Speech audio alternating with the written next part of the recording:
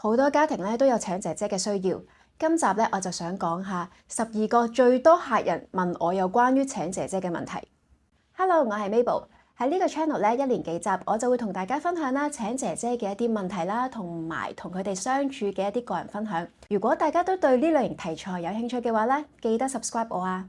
問題一，究竟本地原約姐姐係咪可以即時返工呢？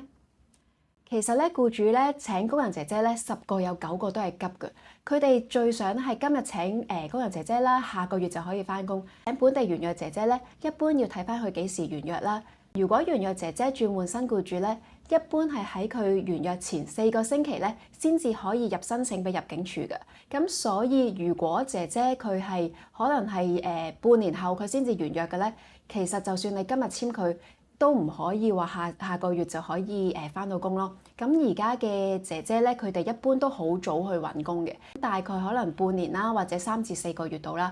咁好似係而家我11月啦，其實我哋都收緊4月完約嘅姐姐，所以本地原約姐姐咧，其實就唔係一定係話係會比海外啊或者斷約姐姐快啲咯，但係本地原約姐姐就可能有個信心保證啦，咁所以就唔同客人有唔同嘅喜好，就睇返你哋自己嘅選擇啦。第二個問題，究竟斷約姐姐係咪一定要離境等簽證呢？答案係嘅，其實咧喺開關之後咧，所有嘅斷約姐姐咧都必須要離開香港境啦，去等新嘅簽證嘅。咁有啲人就會話其實可唔可以去澳門度等新簽證啊？其實我自己就唔建議啦。因為咧，其實姐姐去到澳門咧，佢喺當地咧都有個逗留期限嘅。如果喺期限到期嘅時候咧，香港呢邊又未出到新嘅 visa 咧，姐姐就要離開澳門嘅境內啦，即係要出一次境啦。咁呢度都有個風險嘅。第二個問題咧就係我都聽好多嘅行家或者啲姐姐會講啦，佢哋喺澳門咧留 boarding house 嘅時候咧，其實好多人會嬲佢哋留喺當地做工嘅，咁所以呢個都係一個幾大嘅風險咯。所以我自己就唔係好建議去澳門度等新簽證嘅，咁不如正正常常咁樣去返原居地度等新簽證就最萬無一失啦。第三個成日問嘅問題就係，我想請個識中文嘅菲律賓姐姐，有冇可能呢？其實咧，我可以好坦白咁同大家講，其實係比較少嘅。主要係佢哋嘅學習意欲咧比較低啦，即係菲律賓姐姐佢哋去學習中文嘅意欲咧，其實就冇印尼姐姐咁強烈嘅。會識一啲單字啦，或者買餸一啲蔬菜名啊、生果名啊、公公婆婆爺爺啊呢啲，佢可能會識嘅。但係咧，好多時咧，啲菲律賓姐姐咧，佢哋就算識聽或者大概識啦、估到啦講咩咧，佢都會同你講佢唔識㗎。咁所以咧就唔好預期一啲菲律賓姐姐佢可以全句咁樣去同你哋溝通咯。有邊啲姐姐可能係有機會識中文咧？就係喺香港好多年，可能年紀比較大，即係上一輩嘅菲律賓姐姐就會有機會可能識聽中文啦。第四個問題就係我中意印尼姐姐咧比較單純啦，但係又想小朋友喺英語嘅語境之下成長喎，咁有冇啲係識英文嘅印尼姐姐呢？答案係有嘅，咁特別係咧一啲如果喺新加坡工作過嘅印尼姐姐咧，佢哋都可以用到簡單嘅英語去溝通啦。但係咧，因為印尼姐姐佢哋始終個學歷水平冇咁高啊，咁所以咧佢哋可能係理解啊、聽啊嘅就冇問題咯，但係如果要講咧，始終都係差少少嘅，咁所以就唔好話expect 到個印尼姐姐可以好似菲律賓姐姐啊，或者一啲其他嘅姐姐一樣咧，可以用英文去教小朋友咯。一般嘅溝通、簡單嘅溝通咧就冇問題嘅。再貪心啲啦，如果我又想揾一個識中文又識英文嘅姐姐，有冇可能呢？咁答案咧其實就係比較難啦，因為始終咧無論中文好啦、英文好啦，對於印尼姐姐嚟講咧都係第二語言嚟嘅，咁所以佢哋主要係用嚟溝通為主啦。你諗下試想像下，其實識中文或者英文咧，其實已經係足夠佢哋去揾工啊！大把嘅僱主會爭住請，基本上冇誘因去學多一種第二語言咯。同時真係又叻中文又叻英文嘅姐姐咧，就相對上係比較難揾嘅。我想請個工人姐姐咧，10項全能嘅，佢可以照顧 BB 啦，又可以照顧老人家。究竟我有冇可能揾到呢？好坦白講咧，呢一輩嘅工人姐姐咧，其實佢哋相對係揀擇嘅。僱主揀人嘅時候咧，其實工人姐姐同樣都係揀緊工作嘅。海外嘅姐姐佢哋可能會冇咁揀擇啦，就會好多工作都會肯做嘅。但係咧，有一啲嘅工種咧，即係例如可能係居住環境比較差啊，或者係屋企人多啊，或者係一啲特別嘅情況啦，即係例如我之前有個客咧，佢係住唐樓，佢要行7層樓梯嘅。好多嘅海外姐姐咧，聽到佢哋都唔願意做咯。譬如話頭先嘅情況，即係又要照顧小朋友，又要照顧老人家，係咪一定揾唔到呢？又未必嘅。咁但係就要相對要降低要求咯，可能就要揾一啲未出過國嘅白紙啦，同埋可能學歷冇咁高啦嘅海外姐姐咯，相對就會容易啲啦。另一個問題咧，都好多僱主會問嘅。究竟請本地原約姐姐好啊，定話請海外嘅姐姐好呢？其實呢個呢，我自己就會建議個僱主要問一問自己係屬於邊類型嘅一個僱主啦。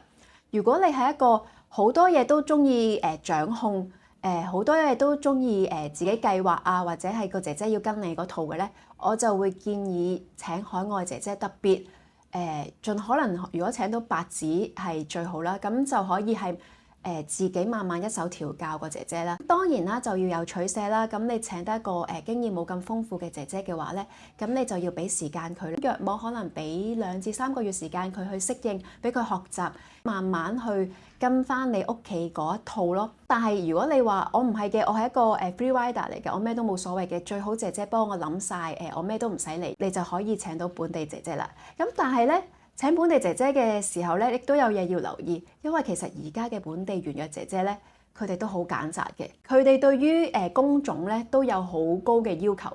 有咩係為之佢哋嘅筍工咧？即係簡稱即係例如屋企得一個小朋友，個小朋友咧仲要係唔可以太細嘅，最好就係讀緊小學啦，全日嘅小學。第二就係有自己嘅房間啦。第三咧就係可以放到禮拜日啦。另外咧，地區就唔可以太偏遠，又或者唔可以太遠離佢而家做緊嘅地區啦，因為佢可能佢嘅社交圈子都係嗰一個地區啊嘛。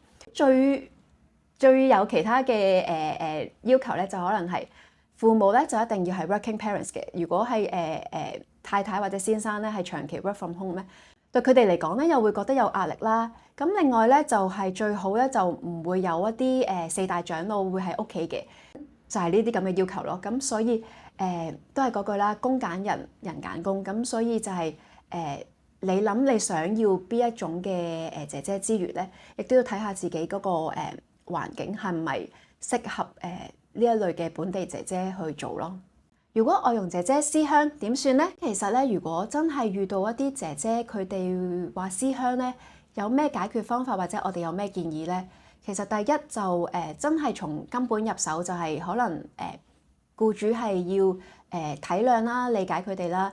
另外就可能俾翻啲時間佢哋同翻佢哋鄉下嘅屋企人去聯絡啊，去舒緩下佢哋嗰個情緒啦。咁第二咧，其實都可以揾 agent 去同佢哋傾嘅，睇下姐姐係咪真係純粹係思鄉啊，定話佢哋背後可能係對工作啊或者同僱主溝通係出現咗問題，呢啲都可以從溝通裡面去解決咯。